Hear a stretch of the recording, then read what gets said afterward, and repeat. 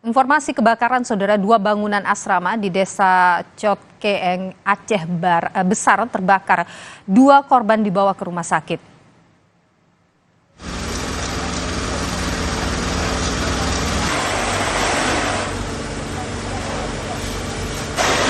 Dua bangunan daya terpadu Babul Maghfirah yang hangus terbakar ini terdiri dari asrama Putri dan Musala.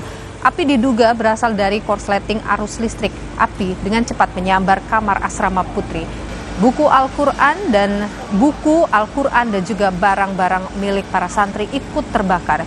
Dua korban yang mengalami luka dibawa ke rumah sakit.